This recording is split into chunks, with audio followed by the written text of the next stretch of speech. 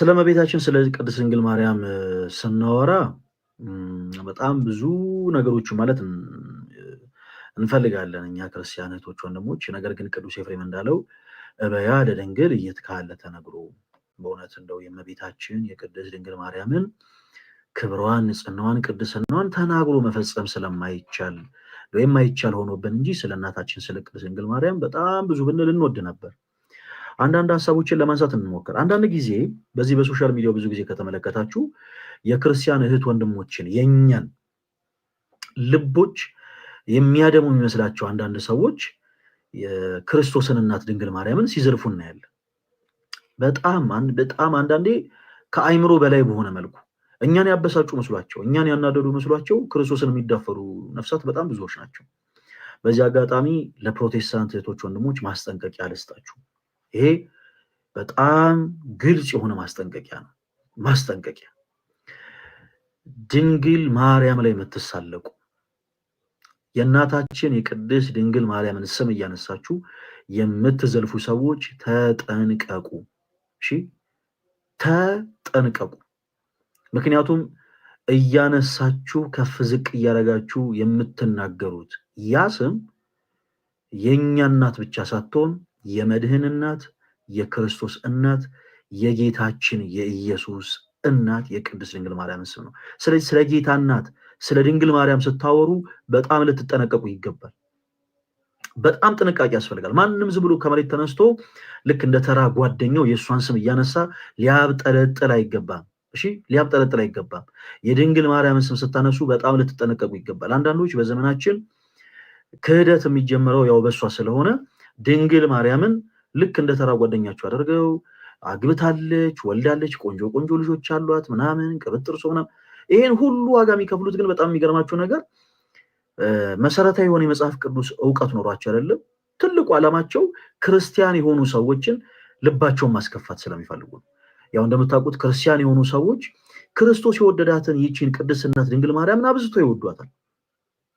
ማርያም ማርያም ማርያም ይላሉ ክርስቲያን የሆኑ ሰዎች። የእሷን ስም ደጋግመው የሚጠሩት ክርስቲያን ስለሆኑ ነው። በማን? በክርስቶስ። ልክ እንደ ኢየሱስ ክርስቶስ እንዴት ነው መሰላችሁ? ይህ በጣም ጥልቅ የሆነ አገላለጽ ይፈልጋል። ሁሉም ሰው ክርስቶስን መሆን ስለሚፈልግ ነው ማርያም ማርያም የሚለው። ምክንያቱም በእናቱ በቅድስት ድንግል ማርያም እቅፍ ላይ ሆኖ ክርስቶስ ይጠራው የነበረ ስም ነው ማርያም የሚለው ስም።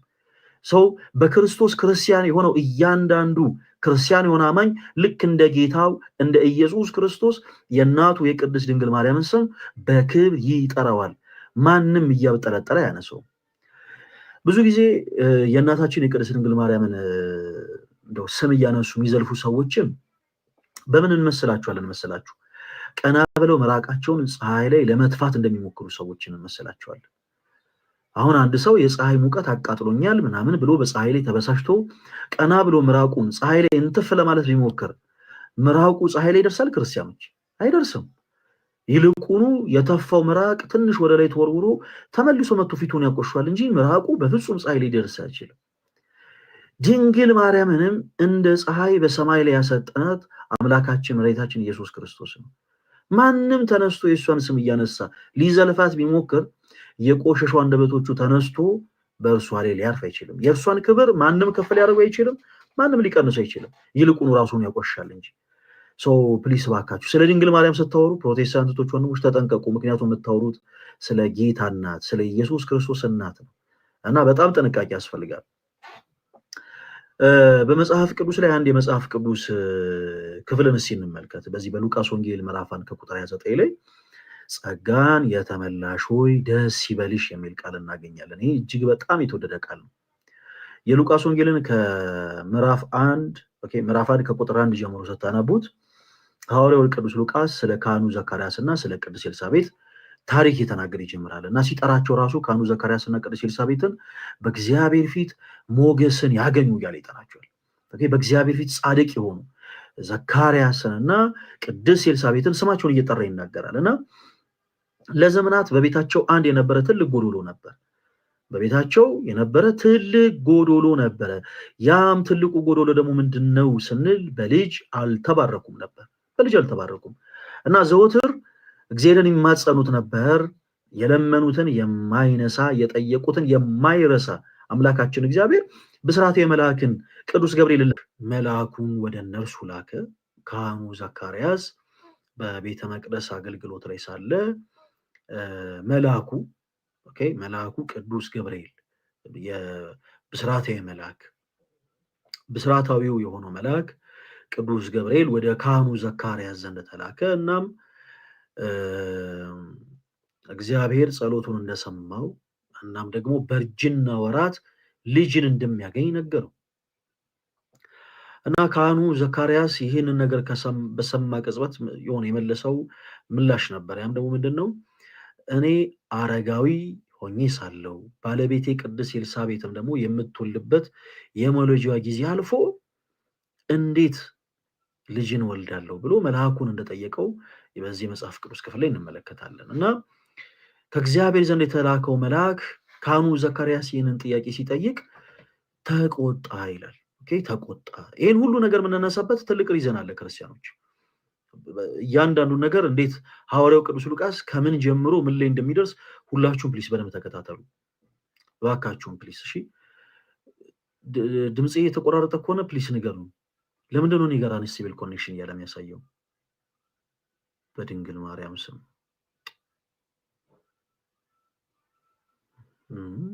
ማርያም ምን ነው ዛሬ ምን ነው ዛሬ ኔትወርክ የተስተካክሎ እንደው በደንብ እንደ ውስጥ ያለውን እንደው በወጣሁት ጋይስ እኔ ጋር አንስቴብል ኮኔክሽን እያለ እያሳየኝ ነው። እና አይ ቲንክ ትንሽ ሪፖርት እየተደረገ ይመስለኛል። ሰውዳችሁ ፕሊስ ሪፖርት እንዳይደረግ አደራችሁ፣ በእናታችሁ እሺ። ቅዱስ ሉቃስ ስለ ካህኑ ዘካርያስ እና ስለ ቅድስት ኤልሳቤጥ የተናገረ የሆነ ነገር ላይ ይመጣል፣ የሆነ የታሪክ ክፍል ላይ እና ካህኑ ዘካርያስ እኔ አረጋዊ ነኝ፣ ባለቤቴ ቅድስት ኤልሳቤጥም ደግሞ የምትወልድበት የመውለጃ ጊዜ አልፏል። ስለዚህ እንዴት ሆኖ ነው ልጅ የምንወልደው ብሎ ለመልአኩ በመለሰ ጊዜ መልአኩ በፊቱ ተቆጣ። እኔ በእግዚአብሔር ፊት የምቆም መልአክ ሆኜ ሳለ ነገሬን አለመንክምና እስከዛው ድረስ ዲዳ ሆነ ትኖራለህ አለው። ተቆጣ በላዩ እና መልአኩ እንደተቆጣም ካህኑ ዘካርያስም ልክ መልአኩ ተቆጥቶ እንደተናገረው ደግሞ ልጁ እስከሚወለድበት ጊዜ ድረስ ዲዳ ሆኖ እንደሆነ በመጽሐፍ ቅዱስ ክፍል ይናገራል። ይህ ከሆነ ይኸውላችሁ አሁን ደስ የሚለው ፓርቲ ጀመረ። ይህ ከሆነ ከ6 ወር በኋላ ከአንዲት ሀገር ናዝሬት ገሊላ ከምትባል ከአንዲት ሀገር ወደ አንዲት ድንግል ዘንድ ይህ መልአክ ተላከ። ወደ አንዲት ድንግል ዘንድ ይህ ታላቅ መልአክ ተላከ። የዛች የድንግሊቷ ስም ደግሞ ማን ነበር ይላል? ማን ነበር ይላል? ክርስቲያኖች ወንድሞች፣ ማርያም ነበር። እና መልአኩ ቅዱስ ገብርኤል ወደ ድንግል ማርያም ዘንድ ተላከ ለታላቅ ብስራት ወደዛች አንዲት ድንግል ወደ ተባለች ወደዛች ድንግል ሴት ዘንድ ተላከ። የዛች የድንግሊቱ ሴት ደግሞ ስሟም ማርያም ይባል ነበር። እና መልአኩ በፊቷ ቆመ። ጸጋን የተመላሽ ወይ ደስ ይበልሽ ቅዱስ ሚካኤል። ምን አይነት ሰላምታ ነው ጋይስ! አንዳንድ ጊዜ በዘመናችን ማርያምን አይደለም ወለተ ማርያምን ያላዩ ሰዎች ይሄ በህልማቸው የገደል ማሚቱ ምናምን ሰምተው እግዚአብሔር እንዲህ አናገረኝ ምናምን ያሉ ድራማ ይሰራሉ። አስባችሁታል? ይሄ በጣም ልዩ የሆነ ሰላምታ ነው ክርስቲያኖች። መልአኩ ቅዱስ ገብርኤል፣ መልአክ ማለት ያው ልክ እንደ ስሙ መልእክተኛ ማለት ነው። ከማን ዘንድ የተላከ? ከእግዚአብሔር ዘንድ። መልአክ የሆነ ይህ መልአክ እግዚአብሔር መልአክ የሆነው ይህ መልእክተኛ የሚናገረው ንግግር ከልቡ አፍልቆ ደርሶ ሳይሆን ከአምላኩ ከእግዚአብሔር ዘንድ የተላከው ነው። በፍጥረታት ዘንድ በመጽሐፍ ቅዱስ ታሪክ ሰምተን አናቅም። በእግዚአብሔር አንደበት የተመሰገነች ብቸኛዋ ፍጥረት ናት ድንግል ማርያም። እና መልአኩ በፊቷ ቆሞ እንዲህ አላት፣ ጸጋን የተመላሽ ወይ ደስ ይበልሽ፣ እግዚአብሔር ከአንቺ ጋር ነውና ደስ ይበልሽ። አንቺ ከሴቶች ሁሉ ተለይተሽ ምን ያልሽ ነሽ አላት? የተባረክሽ ነሽ። የማህፀንሽን ፍሬ ደግሞ ምን ያለ ነው? የተባረከ ነው። ከሶስቱ ቅዱስ አንዱን ቅዱስ ትወልጃለሽ፣ ስሙንም ደግሞ ኢየሱስ ትይዋለሽ አላት። ይህንን ቃል ሲናገር ቃሉን ከመልአኩ ቅዱስ ገብርኤል ከብስራተ መልአክ ከቅዱስ ገብርኤል እንስማው እንጂ የቃሉ ባለቤት ማን ነው? ክርስቲያኖች ሁላችሁም አብራችሁ በሉ እሺ። የቃሉ ባለቤት ማን ነው? አምላካችን እግዚአብሔር ነው። በእግዚአብሔር አንደበት እንዲህ ያለ ድንቅ ሰላምታ የቀረበላት እንዲህ የተመሰገነች ብቸኛው ፍጥረት ድንግል ማርያም ናት። ጸጋን የተመላሽ ሆይ በቅዳሴያችን ክርስቲያኖች ወንድሞች እንደምታውቁት ተውቦ ምሕረት ለሚካኤል ወብስራት ለገብርኤል እንላለን። ለሚካኤል ምሕረትን ተሰጠው፣ ለገብርኤል ደግሞ ብስራትን እያለን በቅዳሴያችን እናመሰግናለን። ለድንግል ማርያም ግን ምንድነው የምንለው? ወሀብተ ሰማያት ለማርያም ድንግል፣ ለእናታችን ለቅድስት ድንግል ማርያም ደግሞ የሰማይ ሀብታት ሁሉ ነው የተሰጧት። ቅዱስ ጳውሎስ እንዲህ ይላል፣ መንፈስ ቅዱስ አንድ ነው፣ የመንፈስ ቅዱስ ስጦቶች ደግሞ ልዩ ልዩ ናቸው።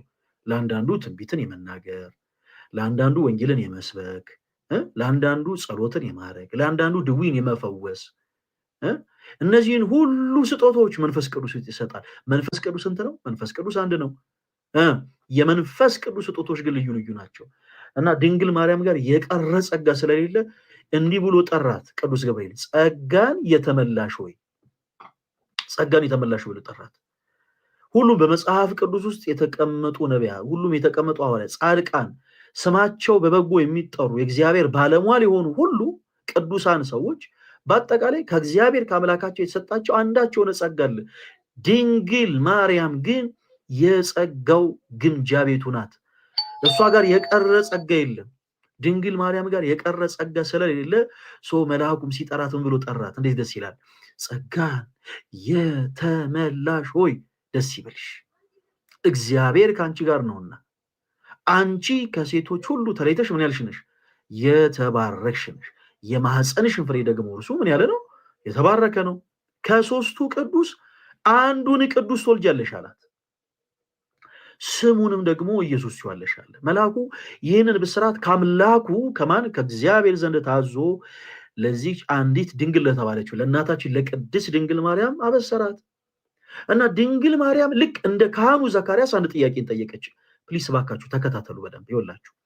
ከላይ ከቁጥር 1 ጀምሮ ስንመለከት ካህኑ ዘካርያስ ለዘመናት አንድ በቤቱ የጎደለው ነገር ነበር። ያ ደግሞ ምንድነው? ልጅ ነው። እና መልአኩ መጥቶ ከእግዚአብሔር ዘንድ ጸሎት ተሰምቷል፣ ዘካርያስ ደስ ይበል፣ በእርጅና ወራት የምታገኘው ልጅ ስለሆነ ስሙን ዮሐንስ ትለዋለህ አለው። ባይዘዌ ዮሐንስ የምትባለው ጆን የምትባለው ወንድሞቻችን ስማችሁ ደስታ ማለት ነው። የስሙ ትርጓሜ ሐሴት፣ ፍስሐ፣ ደስታ ማለት ነው። በእርጅና ወራት በቤት ደስታ ስለሚሆን ስሙን ዮሐንስ ስለዋለ እግዚአብሔር ጸሎትን ሰምቷል ሲለው ካህኑ ዘካርያስ እኔ አረጋዊ ነኝ ባለቤቴ ቅድስት ኤልሳቤጥም ደግሞ የምትወልበት የመውለጇ ጊዜ አልፏል፣ በሴቶች የሚታየው ልማድ ከሷ ቀርቷል እና እንዴት ሆኖ ነው ልጅን የምንወልደው ብሎ በጠየቅ ጊዜ መልአኩ ተቆጥቶ ነበር፣ በፊቱ ተቆጥቶ ነበር። መልአኩ በፊቱ ተቆጣ። እኔ በእግዚአብሔር ፊት የምቆም መልአክ ሆኜ ሳለ ነገሬን አላመንክምና እስከዛው ድረስ ዲዳ ሆነ ትኖራለህ ብሎ ተቆጣ። ከ6 ወር በኋላ ከአንዲት ድንግል ሴት ወደ ናዝሬት ገሊላ መልአኩ መጣ። የዛች ድንግሊቱ ስም ደግሞ ማርያም ነበር። እናም አበሰራት በሚደንቅ ሰላምታ። ወደ ቤተክርስቲያን ስንገባ እንሳለማለን አይደለ? እንሳለማለን። መሳለም ማለት ባይዘዌ ሰላምታ መስጠት ማለት ነው። ሰላምታ ክብር ለሚገባው ነገር ሰላምታን መስጠት የተማርነው እኛ ከመልአኩ ከቅዱስ ገብርኤል ነው። እናታችን ቅድስት ድንግል ማርያምን ዛሬም እኛ የምንሳለመው ከመልአኩ ከቅዱስ ገብርኤል ዘንድ ተምረን ነው። መልአኩ ቅዱስ ገብርኤል ቆሞ በፊቷ ሰላምታን ሰጣት፣ which means በግስ ተሳለማት። ጸጋን የተመላሽ ሆይ ደስ ይበልሽ፣ እግዚአብሔር ከአንቺ ጋር ነውና አንቺ ከሴቶች ሁሉ ተለይተሽ የተባረክሽ ነሽ፣ የማኅፀንሽ ፍሬ የተባረከ ነው እያለ አበሰራት እና ከሦስቱ ቅዱስ አንዱን ቅዱስ ወልጃለሽ፣ ስሙንም ኢየሱስ ትይዋለሽ አላት። ከዚህ በኋላ ወደ ቁጥር 32 አካባቢ ስታነቡት በጣም የሚደንቅ ነገር እንመለከታለን። እናታችን ቅድስት ድንግል ማርያም አንድ ፍላጎት ነበራት። ያ ፍላጎቷ ደግሞ ምንድነው? ለዘላለም ድንግል ሆኖ መኖር። አምላኳን እግዚአብሔርን በንጽህና በቅድስና ድንግል ሆና ልታገለግለው ትወድ ነበር። እናም ለመልአኩ እንዲህ ብላ መለሰችለት፣ እኔ ወንድ ስለማላውቅ ይኸውላችሁ ወንድ ሳላቅና ወንድ ስለማላቅ የተለያዩ ነገሮች ናቸው። እኔ ወንድ ስለማላቅ ይህ እንዴት ይሆንልኛል? ይህ እንዴት ይደረጋል ብላ ነበር የጠየቀችው። ወንድ ሳላቅ ከሆነ እስካሁን በትዳር ህይወት አልኖርኩም ነው። አሁን በዚህ ጥያቄ ውስጥ ያለው ትልቁ እንደ ችግር የሚቀርበው ነገር ምንድን ነው? እስካሁን በትዳር ህይወት አልኖርኩም ነው፣ ወንድ ሳላቅ ከሆነ። ድንግል ማርያም ግን ያለችው ወንድ ስለማላውቅ፣ የትዳር ህይወትን ስለማልፈልግ ማለት ነው። እስከ ህይወቷ ፍጻሜ ድረስ ወንድ የማወቅ ፍላጎት ስላልነበራት እኔ ወንድ ስለማላቅ ይህ እንዴት ይሆናል አለች። ክርስቲያኖች፣ መልአኩ ቅዱስ ገብርኤል ይህንን ብስራት ሌላ ቦታ ቢሆን ኖር የተላከው ከአምላኩ ከእግዚአብሔር ዘንድ ለሌላ ሰው ሌላ ብስራት ተልኮ እንዲህ አይነት መልስ ተሰጥቶት ቢሆን ኖሮ ዘካርያስን እንደተቆጣው ይቆጣ ነበረ። ግን በድንግል ማርያም ፊት ሲሆን አልተቆጣም። የእሷ ስም ሲጠራ የምትቆጡ ሰዎች፣ የጌታችን የኢየሱስ ክርስቶስ እናት ስሟ ሲጠራ እጅግ በጣም የምትበሳጩ ሰዎች እባካችሁን ወደ እውነተኛው መንገድ ተመለሱ። ቁጡ የሆነው መልአክ በፊቷ ሳይቆጣ ቀረ። ለምን ከተባለ ምክንያቱም እሷ በክብር የምትበልጠው እናት ስለሆነች፣ በክብር የምትበልጠው። አሁን እንዲህ ስንናገር አሁን ራሱን የሚያዞረው አረፋ የሚደፍቀው ሰው ካለ ምንም ልንተባበር አንችልም። ብራዘር፣ ድንግል ማርያም መልአኩን በክብር የምትበልጥ እናት ስለሆነች በፊቷ አልተቆጣም። ከቁጥር 1 ጀምሮ ስትመለከቱ ግን ካህኑ ዘካርያስ ይህ እንዴት ይሆናል ብሎ በጠየቀ ጊዜ በፊቱ ተቆጥቶ ነበረ። ድንግል ማርያም ደግሞ ከ6 ወር በኋላ መልአኩ ሊያበስራት ሲመጣ እኔ ወንድ ስለማላቅ ይሄ እንዴት ይሆናል ስትለው ቃሏን በቃል ነው ያሸነፈው። ወደድክም ጠላህም እርግጥ አድርገ በደንብ አድርጋ አዳምጠኝ ወዳጄ። ይኸውልህ ቃሏን በቃል ነው ያሸነፈው መልአኩ ቅዱስ ገብርኤል። በፊቱ አልተቆጣም። ለምን? ምክንያቱም እርሷ በክብር ስለምትበልጠው። ለመሆኑ ይሄንን ቃል ይሄንን ወርድኛ ዝም ብለን ነው የምንለው? ክርስቲያኖች ዝም ብለን ነው? ይሄ አሁን እኛ ከፈጣሪ በታች ከፍጡራን ደግሞ በላይ ነች እንላለን አይደል? ድንግል ማርያም ዝም ብለን እንዲህ ደስ ስላለን ደርሰን እኛ ራሳችን ለማስደሰት የምንናገረው ቃል ነው ወይ? በፍጹም። ሐቁና ሪያሊቲው ያ ነው። እርሷ ከፍጡራን ሁሉ በላይ ናት። ከፍጡራን ሁሉ ከፈጣሪ በታች ነች። ማንም ከፈጣሪ በላይ ሊሆን ስለማይችል ከፍጡራን ሁሉ ግን በላይ ነች። ለምን ይነልን? ምክንያቱም እርሷ አምላክን ለመውለድ የተገባች ናትና። እርሷ አምላክን ለመውለድ የተገባች ነች። ይሄ በጣም ከአይምሮ በላይ የሆነ ነገር ነው። ከአይምሮ በላይ ክርስቲያኖች፣ በእግዚአብሔር ዙፋን ፊት 7 የእሳት መንጦላይት አሉ። 7 የእሳት መጋረጃዎች፣ 7 የእሳት መቅረጾች አሉ። በዚህ ኃያል በሆነ ዙፋን ላይ የሚቀመጠው አምላክ በድንግል ማርያም እቅፍ ታቅፏል። በማህፀኗ ጸንሰዋለች፣ በጀርባዋም ደግሞ አዝለዋለች። ድንግል ማርያም ከፍጡራን ሁሉ በላይ ነች። እርሷ ለምን? አምላክን ለመውለድ የተገባች ነችና። በጣም የምወደውን ቅዱስ ኤፍሬም የሚናገረውን ቃል በልላችሁ እንዲህ ይላታል እናታችን ቅድስት ድንግል ማርያምን ይእቲ ታቢ እምኪሩቤል ወትፈደፍድ እምሱራፌል እስመ ኮነት ታቦተ ለሃዱ ዘእምቅድስት ሥላሴ። ይህች ከኪሩቤል ትበልጣለች። ጸወርተ መንበሩ ኪሩቤል የምንላቸው እነዚህ በ4 ገጽ አምሳል ያሉ መላእክት ናቸው። የአብ የወልድ የመንፈስ ቅዱስን ዙፋን የሚሸከሙ ጸወርተ መንበሩ እነዚህ መላእክት። ቅዱስ ኤፍሬም ይህች አለ ድንግል ማርያምን ከኪሩቤል ትበልጣለች፣ ከሱራፌልም ትበልጣለች አለ። ከ24ቱ ካህናተ ሰማይ ከነዚያ ሱራፌል ተብለው ከሚጠሩ መላእክትም ጭምር ትበልጣለች። በእግዚአብሔር ዙፋን ፊት ቆመው ያለማቋረጥ ቅዱስ ቅዱስ ቅዱስ እያሉ ከሚያመሰግኑት ከነዚህ መላእክትም ጭምር ትበልጣለች አለ። ምክንያቱም የቲ ታቢም ኪሩቤል ወትፈደፍድም ሱራፌል እስመ ኮነ ታቦተ ለሃዱ ዘእምቅድስት ሥላሴ። ምክንያቱም ከሶስቱ ቅዱስ አንዱ ቅዱስ ክርስቶስ ኢየሱስን ለመውለድ የተገባች ስለሆነች አለ። ለዛም ነው የአቢ ክብራ ለማርያምን ሁሉም ቅዱሳን ያለው። ከሁሉም ቅዱሳን ይልቅ የእናታችን የቅድስት ድንግል ማርያምን ክብር ይበልጣል ያለው ለዛ ነው። ክርስቲያኖች፣ ሰው በክርስትና ህይወቱ ክርስቶስ ኢየሱስን በማመን የመዳንን ህይወት ከጀመረ በኋላ መልካም የሆኑ ስራዎችን በመስራት ቅዱስ ጳውሎስ በሮሜ መልእክቱ ምዕራፍ 2 ከቁጥር 7 ላይ እንደተናገረው በበጎ ስራ በመጽናት ሰዎች የቅድስናን ሕይወት ገንዘብ ማድረግ ይችላሉ። በነገራችን ላይ ሁላችሁም እንደ ቅዱስ ጴጥሮስ መሆን ትችላላችሁ። ኢየሱስ ስለሚለው ስም እንደተሰየፈው እንደ ቅዱስ ጳውሎስ መሆን ትችላላችሁ።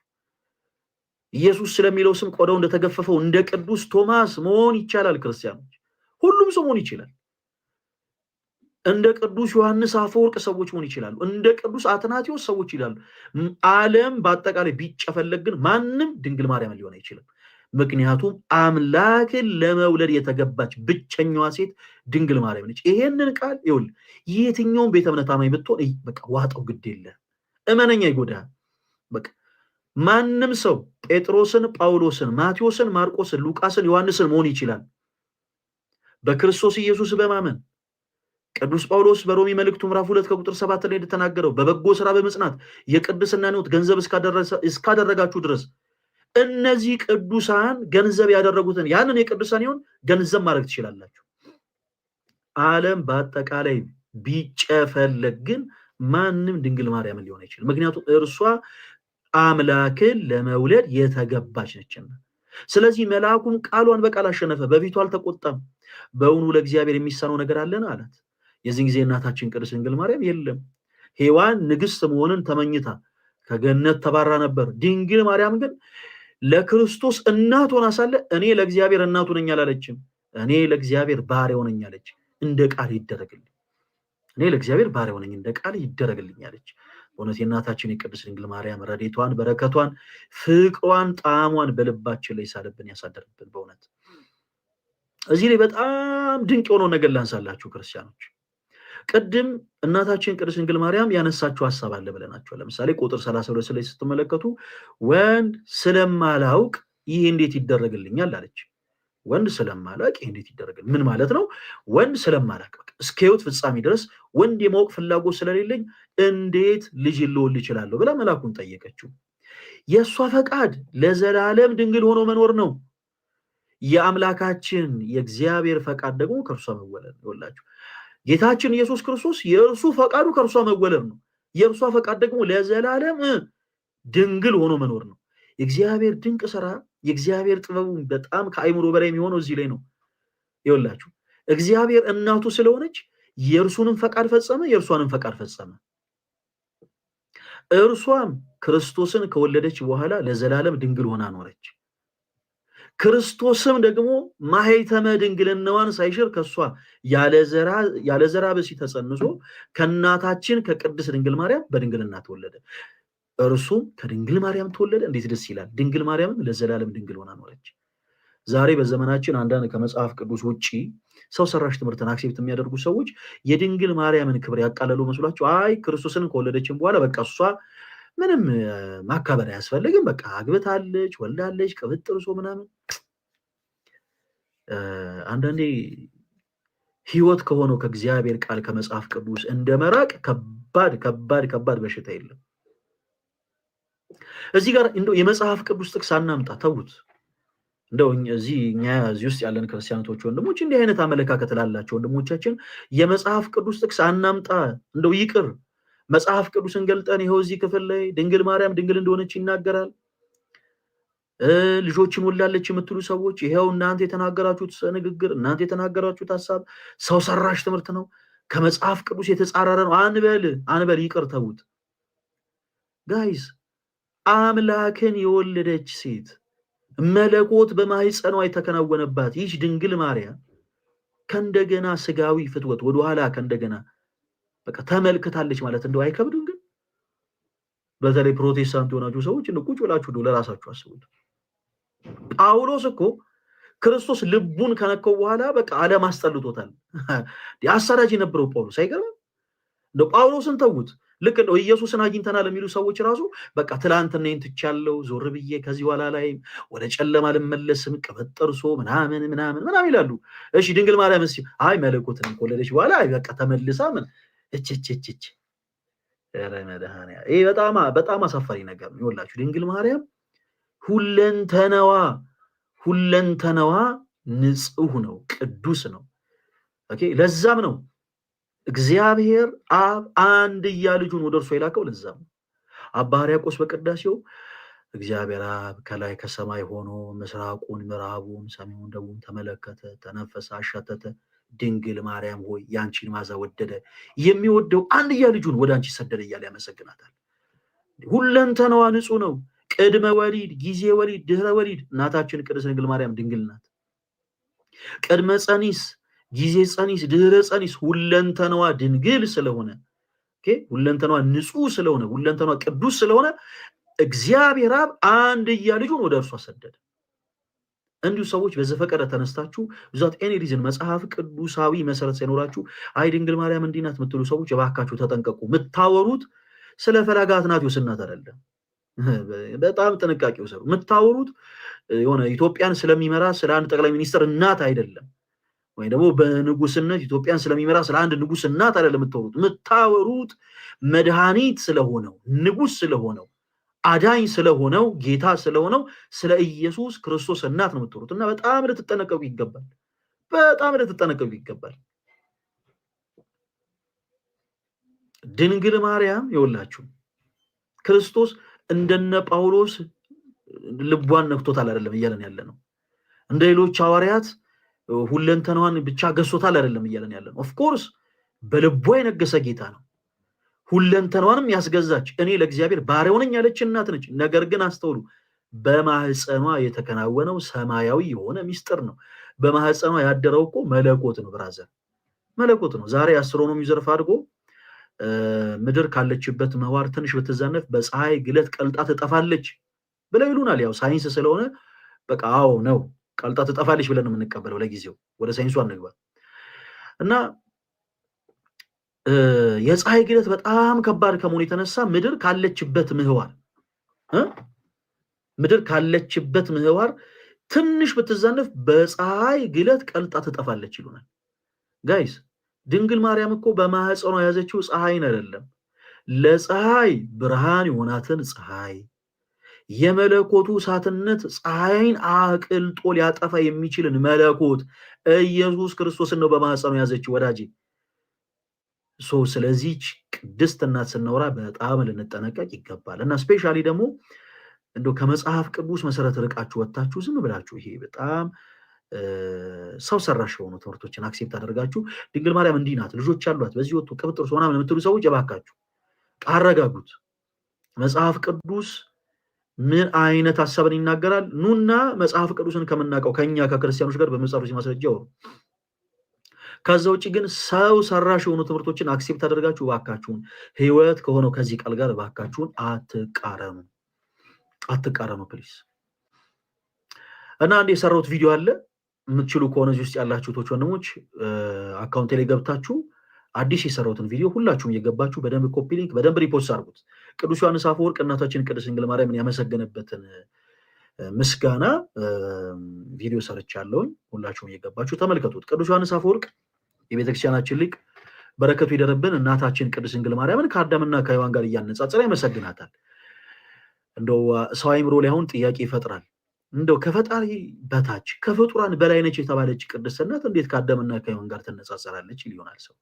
እና ቅዱስ ዮሐንስ አፈወርቅ በሚስጥር ሲራቀቅ እንዲህ እያለ ያመሰግናታል። አዳም ካለ ሴት ሴትን እንዳስገኘ ድንግል ማርያም ሆይ አንቺም ካለ ወንድ ወንድ የሆነውን ክርስቶስን አስገኘሽልን፣ በዚህም ደግሞ የሔዋን ዕዳዋን ከፋይ ሆንሽላት ይላታል። ከዛ ደግሞ ከሔዋን ጋር ሲያነጻጽራት እንዲህ ይላታል። ሔዋን በገነት ሳለች የዲያብሎስን ድምፅ ሰምታ የዲያብሎስን ሰላምታ ሰምታ ለአዳም መውደቅ ምክንያት ሆነች። ድንግል ማርያም ሆይ አንቺ ግን በናዝሬት ገሊላ የመልአኩን ብስራት ሰምተሽ ለወደቀው አዳም መነሳት ምክንያት ሆንሽ ይላታል።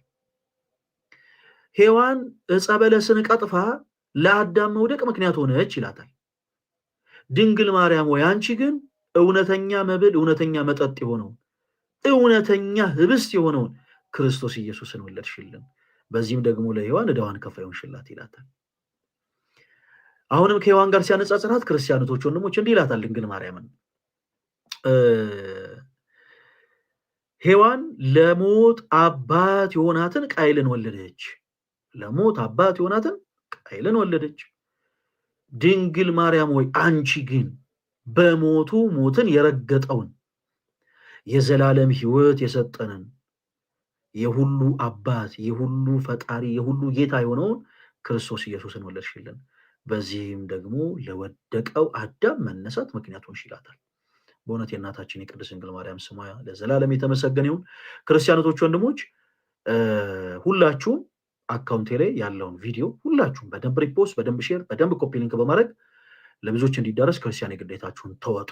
ኦኬ፣ በደንብ እንደው በተለይ የእናታችን የቅድስት ድንግል ማርያም ፍቅር ያደረባችሁ እህት ወንድሞቻችን፣ እንደው እናታችን ቅድስት ድንግል ማርያምን የምትወዱ ክርስቲያኖች ወንድሞቻችን በአጠቃላይ በደንብ ቪዲዮ አቅም እንዲኖረው ሁላችሁም ገብታችሁ በደንብ ኮፒ ሊንክ፣ በደንብ ሼር፣ በደንብ ሪፖስት በማድረግ ክርስቲያን የግዴታችሁን ተወጡ።